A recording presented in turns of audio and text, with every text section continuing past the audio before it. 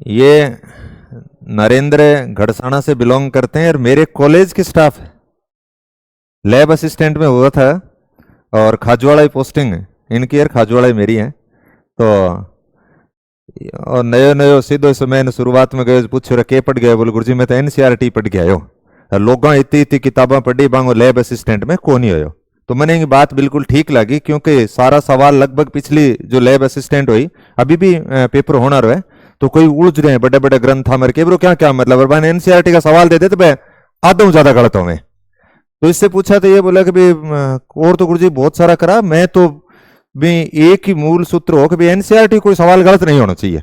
11वीं और 12वीं क्लास की इसने एनसीईआरटी ठीक ठाक से जब मन लगे कि भाई वो आराम निकाल लेगो एमए की चलने लग रही। मैं कहते यार तेरो नरेंद्र स्कूल लेक्चरर में हो जाए वो बोल थान के गुरु जी मैं जो टाबर इतो जी टिकास के नहीं कि भाई मैंने सिर्फ वो काम करना है, तो मतलब वो ज्यादा हिचकिचाहट रहे को नहीं आ इन शुरुआत में मैं बात करी फिर वो धीरे धीरे प्रॉपर है वो अपने इतो इतो सो जुगाड़ सो बिठा ले बोले इतो तो कर लिया गुरु जी हो जाएगा। मैं कोई घणो ही शोर है लोग यहाँ डरावे हैं जो प्राइवेट हॉस्पिटल में जाओ नहीं अपन जानते हैं क्या तुरंत एडमिट कराओ नहीं तो बेरो को नहीं किए कराना पड़ जाएगा। और भाई ज्यादातर मेरे पर गप मारना रहा है नहीं बेबी आई कहें देख भैया मार्कन नहीं आयो नहीं तो तेरे उद्धार को नहीं हो, एक तो उस ट्रेंड से ही बन रही है कब बोले हो कोचिंग कटे करी।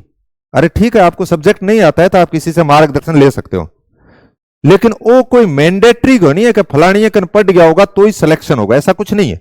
हालांकि जब तक हमें किसी विषय के बारे में जानकारी नहीं है, वो आपका मित्र हो सकता है, वो आपका गुरु हो सकता है, आपका साथी हो सकता है, उससे आप कुछ चीजें पूछ सकते हो और एक रास्ता तय करने के बाद में फिर विश्वास करके काम शुरू कर दीजिए। तो अभी भी मैं बताने लग रही हूँ वो कोई इतो बड़ो पहाड़ को नहीं है जगह अभी 41 दिन बाद में पेपर होने है नहीं। मैंने एक वो रणनीति वाली वीडियो बनाई थी 45 दिन की, तो उसके ऊपर है काफी व्यूज है। मैंने एक वो नंबर दिया था क्लास वाला, तो उसके ऊपर है कईयों के अलग अलग प्रकार के सवाल थे, तो उसमें मैंने देखा कि बहुत अच्छे कैंडिडेट हैं, वो भी जो निशांत अभी बता रहा था ना उस कंडीशन के अंदर है, पता नहीं आल्स पर्वत को पार कर पाएंगे नहीं कर पाएंगे उस कहानी में है।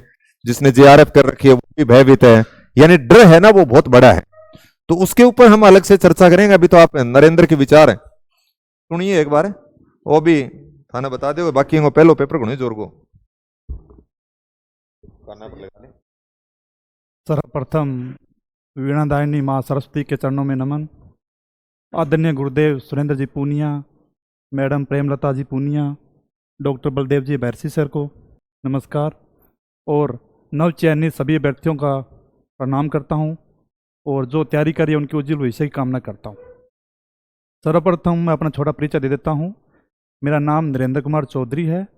मैंने सर्वप्रथम प्रयोगशाला भूगोल विषय से पास किया और प्रेजेंट में सर के साथ ही पोस्टिंग है खाजवाला में। इस बार मेरी भूगोल विषय से 42वें रैंक है।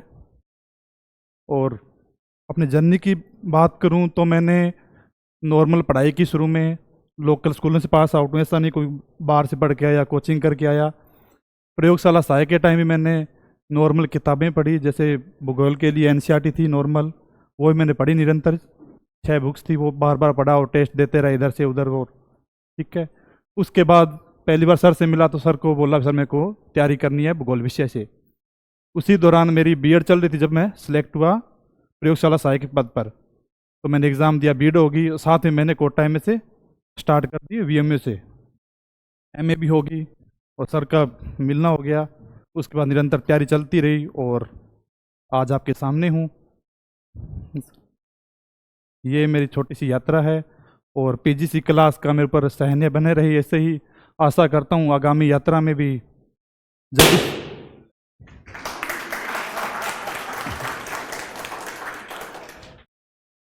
एक बार पुनः मैं पीजीसी क्लासेस का धन्यवाद करता हूँ जिन्होंने मुझे आज यहाँ पे याद किया और ऐसे समय बना रहे। धन्यवाद सर।